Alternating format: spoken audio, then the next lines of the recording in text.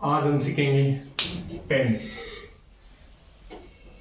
Tense में exam की दृष्टि से मोस्ट इंपॉर्टेंट होते हैं करेक्ट फॉर्म ऑफ वर्ब, कि हमारे पास जो टेंस दिया है उसके अंदर हम वर्ब कैसे फिल करें। जैसे कि आई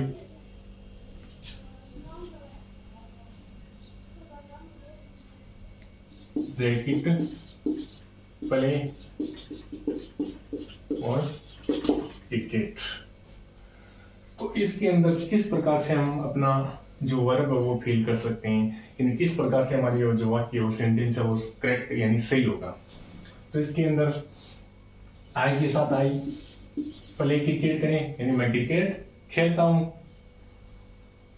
और इसके साथ I have played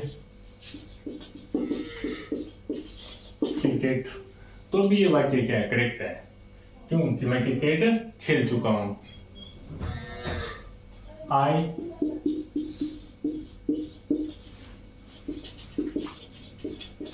played cricket, मैंने क्रिकेट खेला था, ये भी वाक्य सही है। तो आज हम ये जानेंगे कि किस प्रकार हम जो हमारे सामने जो सेंटेंस वर्ब जो फिल करनी दी होगी, हम किस प्रकार से हम करेक्ट तरीके से हम वर्ब फिल कर पाते हैं। चलो जानते हैं।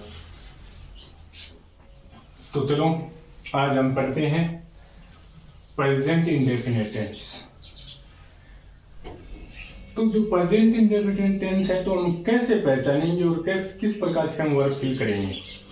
तो देखो हमारे पास कुछ एडवर्ब्स दी हुई है, जिन एडवर्ब को हम यानी मोस्ट इंपोर्टेंट एडवर्ब है जो प्रेजेंट इंडेफिनिट टेंस के अंदर फिल होती हैं। कौन कौन सी है? ऑलवेज है, नेवर है, जनरली है, यूजुअली है, सेल्डम है, ऑफन है, डेली है, एवरीडे हो, एवरी वीक हो, या every month, every year, still है, फ्रीक्वेंटली है, और उसके बाद में कोई भी यूनिवर्सल ट्रस्ट यानी सार्वभौमिक सकते हैं। इनहेरेंट क्वालिटीज यानी जन्मजात गुण, इनहेरेंट का मतलब होता है जन्मजात गुण, और साइंटिफिक फैक्ट यानी कोई वैज्ञानिक तथ्य हो, और उसके बाद में या प्रोड्स यानी कोई भी कहावत या मुहावरा हो। इन सब के अंदर प्रेजेंट इंडेफिनिट टेंस की वह फील होती हैं।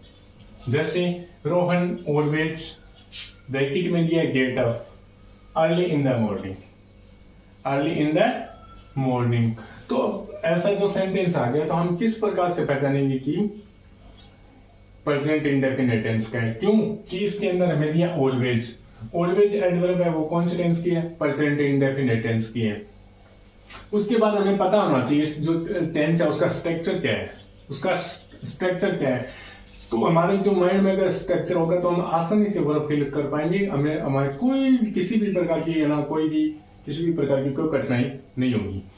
तो ऑलवेज दे दिया Rohan always get up early in the morning, तो हमारे पास गेट अप है तो इसके अंदर हम फिल कर देंगे gets up early in the morning, कि रोहन सुबह हमेशा क्या करता है, वो जल्दी उठ जाता है। तो ऑलवेज दे दिया, और जल्दी उठना भी क्या है, एक हैबिचुअल एक्शन भी शो है, तो आदत भी है उसकी जल्दी उठना। तो प्रेजेंट इंडेफिनिट टेंस ये ना माइंड में रखना। I seldom go to the market, है ना। आई सेल्डम का मतलब होता है कभी कभार, सेल्डम का होता है कभी कभार। तो जैसे ही हमने सेल्डम अगर हमारे दिमाग में पहले से है कि सेल्डम ये एडवर्ब है प्रेजेंट इंडेफिनिट टेंस की होती है, तो हम उसके अंदर प्रेजेंट इंडेफिनिट टेंस की वर्ब फिल करेंगे। तो I seldom go to the market, तो इसके अंदर हो जाएगा go. I seldom go to the market यानी मैं कभी कभार यानी बाजार जाता हूं। उसके बाद में the sun rise in the east, सूर्य कौन सी दिशा में उगता है? ईस्ट दिशा में, राइज। तो इसके अंदर ये भी क्या है, एक यूनिवर्सल ट्रथ है। इसके अंदर क्या है? यूनिवर्सल ट्रथ है, यानी सार्वभौमिक सत्य है।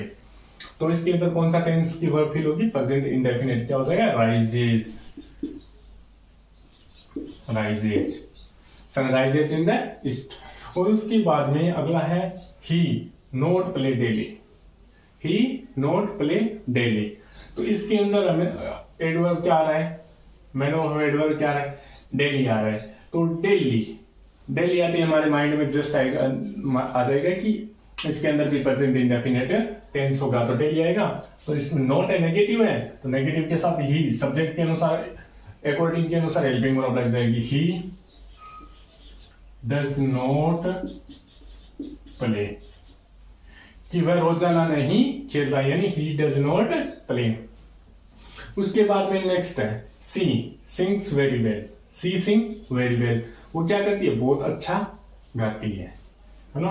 तो इसके अंदर वेरी और वेल, तो इसमें हमें ध्यान ये रखना है कि उसकी अब सी वह गाती है, उस गाने का काम करती है, तो उसका क्या है, गाना क्या है, इनहेरेंट यानी जन्मजात है, कि जन्मजात है, वो अच्छी तरीके से गाती है, तो उसके इनहेरेंट क्वालिटीज यानी जन्मजात गुण शो हो रहा है। तो यहाँ पे क्या हो जाएगा, ही सी सिंग्स वेरी वेल, यानी वो बहुत अच्छा गाती है, यानी इसके अंदर इनहेरेंट क्वालिटी यानी जन्मजात गुण, जन्मजात गुण। उसके बाद water boil at 100 degree centigrade, यानी पानी को उबाला जाता है, पानी को उबाला जाता है, यानी पानी को उबालना है, पानी को जमाना है। ये क्या है, साइंटिफिक फैक्ट है, यानी वैज्ञानिक तथ्य है। जब कोई भी वैज्ञानिक तथ्य हो तो हमेशा उसके अंदर प्रेजेंट इंडेफिनिट टेंस होता है। क्या हो जाएगा, वाटर बॉइल्स, यानी पानी को उबाला जाता है 100 डिग्री सेल्सियस तापमान में, centigrade. I often rest after lunch, I often after lunch, और ब्रैकेट में दिया हमें रेस्ट, कि मैं जब भी लंच करने के बाद क्या करता हूँ, ऑफन भी आ रहा हमारा, तो क्या हो जाएगा, प्रेजेंट इंडेफिनिट टेंस की रेस्ट आ जाएगी, क्योंकि सब्जेक्ट क्या है, प्लरल है, तो प्लरल के अनुसार वर्ब फील हो जाएगी रेस्ट। तो अभी मोस्टली इसके अंदर जो ये वेड वर्ब दिए उनको याद करना है, जैसे ऑलवेज है, नेवर है, जनरली है, यूजुअली है, सेल्डम है, often, daily, usually, still, frequently. कोई भी यूनिवर्सल ट्रुथ हो या इनहेरेंट क्वालिटीज यानी जन्मजात गुण हो, या साइंटिफिक फैक्ट यानी कोई भी वैज्ञानिक तथ्य हो, या कोई भी प्रॉब्स यानी कोई भी कहावत या कोई भी मुहावरा हो, तो उसके अंदर हमेशा प्रेजेंट इंडेफिनिट टेंस होती है और उसी की वर्ब फील होती है। हमें ध्यान रखना है उसका स्ट्रक्चर क्या है, और स्ट्रक्चर के अकॉर्डिंग हमें क्या करनी है, वर्ब फील करनी है। तो हो गया हमारा प्रेजेंट इंडेफिनिट टेंस। अब सेकंड हमारा पास्ट इंडेफिनिट टेंस, उसका मेनली स्ट्रक्चर होता है subject V2 plus helping verb होती है डिड। उसके अंदर यानी कुछ हमें संकेतक दिए होंगे जिनसे हमें ये पता चल जाएगा आसानी से, कि मैं आसानी से इजीली हम ये जान पाएंगे उसके अंदर पास्ट इंडेफिनिट टेंस है। जैसे यस्टरडे है, लास्ट है, चाहे last night, last week, last year, last month या लास्ट डे जो भी हो। उसके बाद वंस है, एगो है, वन डे है, या प्रीवियस नाइट है, या फ्यू डे है, लॉन्ग एगो, या इन ओल्डर पास्ट टाइम, जिससे कोई भी पास्ट की घटना हो उसके अंदर ओल्डर पास्ट टाइम के अंदर है ना, मोस्टली पास्ट इंडेफिनिट टेंस की वर्ब फील होगी। जैसे ये संकेतक हमें आपको कहीं भी मिलते हो एग्जाम में, कोई क्वेश्चन पेपर में, तो तुरंत हमें पास्ट इंडेफिनिट टेंस की वर्ब फील करनी है। तो जानते हैं, we buy this car last week, हमारा संकेतक क्या है, लास्ट वीक। तो जैसे लास्ट वीक दिखा तो हमको पता चल गया, हमारे माइंड में ये आ गया कि इसके अंदर पास्ट इंडेफिनिट टेंस होगा, तो बाय। क्योंकि हमें ये भी तो पता होना चाहिए इसका स्ट्रक्चर क्या है, subject plus V2, subject plus V2, तो बाय है, बाय की वर्ब की सेकंड फॉर्म आ जाएगी बोट, बोट, BOUGST, बोट, कि we bought this car last week, हमने ये कार पिछले सप्ताह खरीदी थी। तो बाय का क्या हो गया, बोट, बाय वर्ब की V1 है तो उसकी V2 हो गई boat. India get in bracket में दे गेट फ्रीडम इन 1947, ये जो इन 1947 है ये क्या है, पास्ट टाइम है, यानी ओल्डर टाइम है, यानी पास्ट टाइम है। तो 1947 तो भारत आजाद हुआ था, ये स्वतंत्र हुआ था, कब हुआ था, 47, यानी ओल्डर पास्ट का टाइम है हमारा, ये पास्ट टाइम है। तो उसके अंदर यानी गेट वर्ब की फर्स्ट फॉर्म है और उसकी सेकंड फॉर्म हो जाएगी गोट। तो इंडिया गॉट फ्रीडम इन 1947, कि भारत 1947 को आजाद हुआ था। उसके बाद Rahul not come to school today को, यानी टुडे को राहुल 2 दिन पहले स्कूल नहीं आया था। यानी इसके अंदर हमें संकेतक क्या मिल रहा है, टू डे एगो, एगो। यानी इसके अंदर हमें जैसे एगो संकेतक मिला तो हमें माइंड में आ गया कि इसके अंदर भाई क्या होगा, पास्ट इंडेफिनिट टेंस से होगा। तो नोट यानी नेगेटिव, नोट कम नेगेटिव, तो और पास्ट इंडेफिनिट की हेल्पिंग ऑफ क्या फील होती है, डिड फील होती है। तो क्या हो जाएगा, राहुल डिड नॉट कम। उसके बाद में क्यों कि वर्ब डिड आ गया, डिड के बाद में हमेशा वर्ब की फर्स्ट फॉर्म आती है, डिड के बाद में हमेशा वर्ब की फर्स्ट फॉर्म आती है, वो आप सबको पता ही है। तो Rahul did not come to school today को, 2 दिन पहले राहुल स्कूल नहीं आया था। I the work 10 minute ago finish, मैंने यानी वापस क्या आ रहा है, एगो आ रहा है। तो एगो यानी फिनिश, फिनिश वर्ब की फर्स्ट फॉर्म है, तो उसके सेकंड फॉर्म क्या हो जाएगी, finished.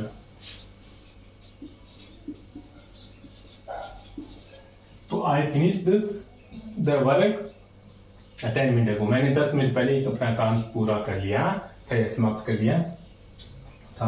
Kanta learn this story yesterday, अब इसके अंदर संकेतक मिल रहा है हमें यस्टरडे, तो इसकी यस्टरडे मिल रहा है, यस्टरडे मिलते लर्न की सेकंड फॉर्म हो जाएगी लर्नट, LERNT, लर्न। तो Kanta learn this story yesterday की, उसने कल ये कहानी याद की थी। उसके बाद में लास्ट है Ritu to Agra previous night, previous का मतलब होता है पिछली रात, ये वो पिछली रात कहाँ गई थी, आगरा गई थी। तो गो यानी V1 है, गो की V2 क्या हो जाएगी, went. Ritu went to Agra previous night, यानी हमें ये जो संकेतक दिए हुए हैं, यस्टरडे है, लास्ट नाइट का, लास्ट नाइट है, लास्ट वीक मंथ है गो, और 1 डे या प्रीवियस नाइट, व्यू डे एगो, लॉन्ग एगो, या ओल्डर पास्ट टाइम, जो भी कोई पास्ट की घटना हो ओल्डर टाइम की, वो अगर शो होती हुई कहीं, तो उसके अंदर में ध्यान रखना पास्ट इंडेफिनिट टेंस। हमारा करेक्ट फॉर्म ऑफ वर्ब का part future indefinite tense. Future indefinite tense के अंदर हेल्पिंग वर्ब आती है विल और सेल, और विल और सेल के साथ हमेशा भी बनाएगी, ये भी सबको पता है। अब सब्जेक्ट बचा आई और वी, इनके साथ तो हमें सेल का यूज होगा, और बाकी जो शेष अदर बचे हैं उनके साथ विल का यूज होगा। उसके अंदर कुछ संकेतक दिए हुए हैं, जैसे टुमारो है, नेक्स्ट वीक है, नेक्स्ट मंथ है, या नेक्स्ट ईयर है, ये जो भी दिए ये संकेतक, इनसे हमें पता चल जाए कि इसके अंदर पास्ट इंडेफिनिट टेंस है। और एग्जाम के अंदर मोस्टली इसका इतना ज्यादा इंपॉर्टेंस नहीं है, फिर भी हम थोड़ा सा जान लेते हैं कि हमारे ध्यान में रहे, कभी कभार कोई क्वेश्चन आ भी जाए तो हमारी दिक्कत ना हो। आई गो टू दिल्ली टुमारो, मैं, हमारे संकेतक आ गया टुमारो, तो आई है, आई के साथ हमेशा हमको सबको पता है आई सेल का यूज होगा, तो I shall go to Delhi tomorrow, मैं कल दिल्ली जाऊंगा, आने वाले कल यानी जाऊंगा। What you to next month, यानी क्या नेक्स्ट मंथ, हमारा संकेतक क्या है, नेक्स्ट मंथ है, तो वाट के साथ क्या आएगा, विल, यू और डू यानी वर्ब की फर्स्ट फॉर्म आ गई नेक्स्ट मंथ, यानी तुम नेक्स्ट मंथ क्या करोगे।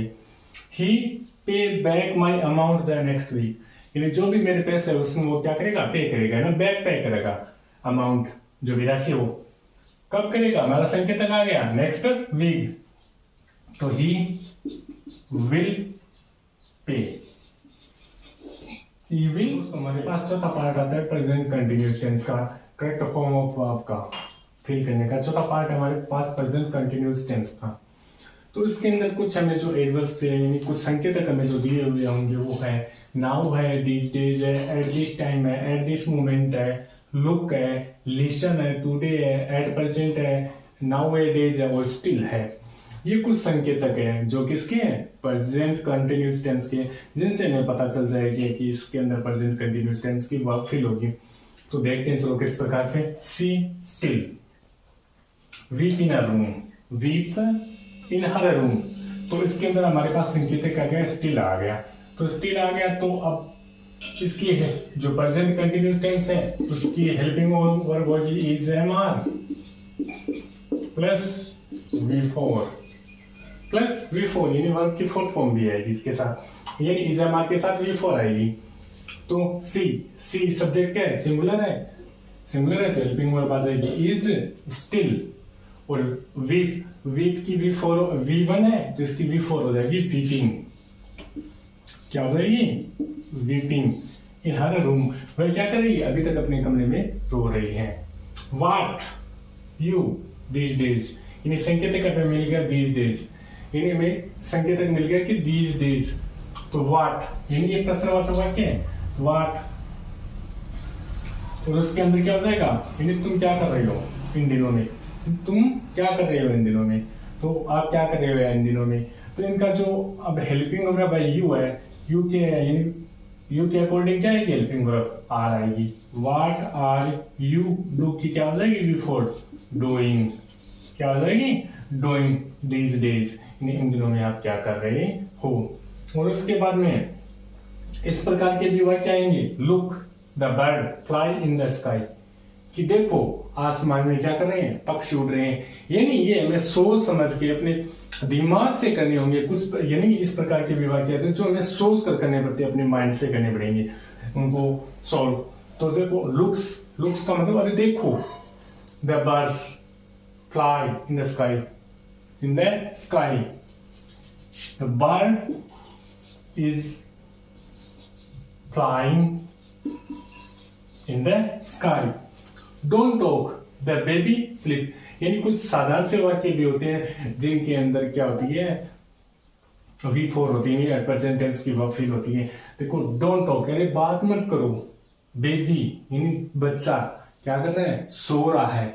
तो कुछ इस प्रकार की जो भी मूवमेंट होती है जिनके अंदर भी हमेशा कौन सा टेंस होता है, प्रेजेंट कंटिन्यूअस टेंस होता है। Baby is sleeping, baby is sleeping. चलो दोस्तों, हमारे पास छठा रूल आया है करेक्ट फॉर्म ऑफ वर्ब का, प्रेजेंट परफेक्ट का, जिसका फॉर्मूला क्या होता है, हैज आउ प्लस V3 होता है, ये सबको पता है।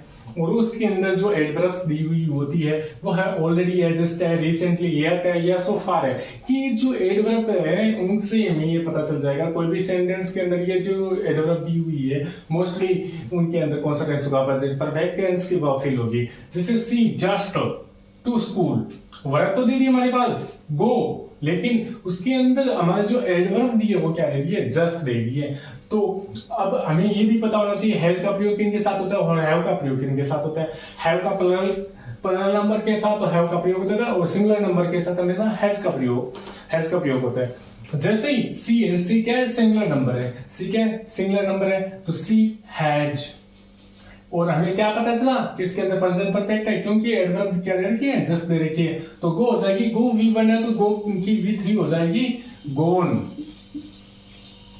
क्या जाएगी, गोन टू स्कूल, वह स्कूल जा चुकी है। तो I not see the cars yet यानी येट है।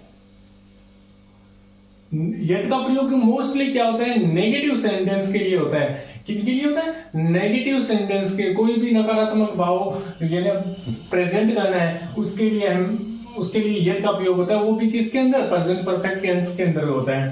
तो I not see yet, I have not seen, V1 है, V3 हो जाएगी, I have not seen the Taj Mahal, मैंने अभी तक ताजमहल नहीं देखा है, ठीक है। See not write to us so far, अभी तक यानी सी क्या सिंगुलर नंबर है, इसके साथ वर्ब हेल्पिंग वर्ब आ जाएगी हैज नोट, यानी और उसकी क्या हो जाएगी, रिटर्न, यानी V3 क्या हो जाएगी, रिटर्न, यानी सो फार है, येट है, नेवर है, इनका प्रयोग क्या होता है, नेगेटिव जो सेंस है वो प्रेजेंट करने के लिए यूज होता है। He tell me that already, यानी इसके अंदर क्या आ गई, ऑलरेडी आ गई, तो ही हैज, टेल का क्या हो जाएगा, टोल्ड, क्या हो जाएगा, टोल्ड हो जाएगा। और नेक्स्ट क्या है हमारा, we buy a new shirt recently का मतलब हाल ही में या तुरंत, अभी भी हमने क्या किया है, नया शर्ट खरीदा है। तो वी हैव बोट, बाई की V3 हो जाएगी बोट।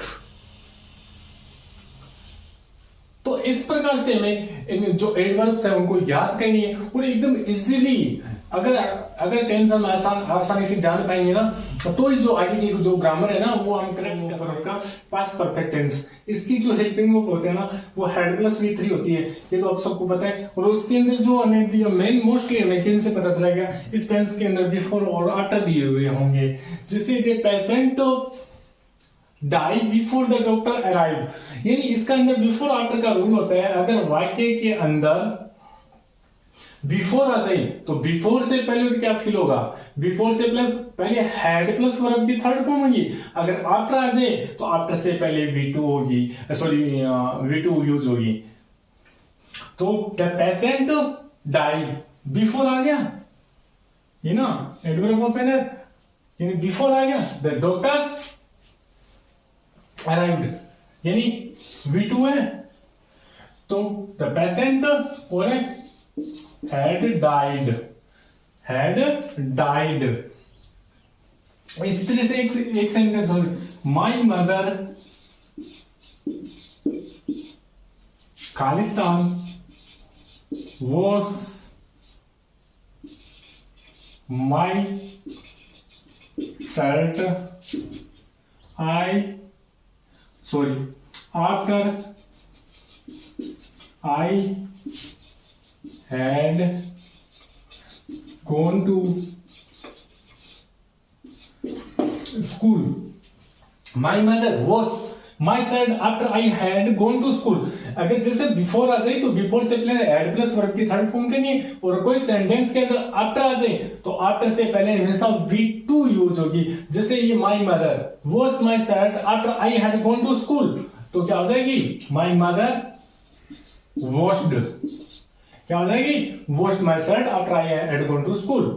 फ्यूचर परफेक्ट है, फ्यूचर परफेक्ट के अंदर हमेशा will shall have plus verb की थर्ड फॉर्म, ये जो स्ट्रक्चर है ये चलता है, ये सबको पता है। और इसका जो हमें पता कैसे चलेगा, बाय प्लस टाइम दिया हुआ होगा। सेंटेंस के अंदर बाय प्लस अगर टाइम दिया हुआ होगा तो उसके अंदर फ्यूचर परफेक्ट टेंस होगा। My father return home by tomorrow, यानी हमें क्या दे दिया, संकेत दे दिया, यानी बाय प्लस क्या दे रखा है, टाइम दे रखा है। तो हमें हम सबको पता चल जाएगा कि इसके अंदर कौन सा टेंस आ रहा है। तो दोस्तों माय फादर विल हैव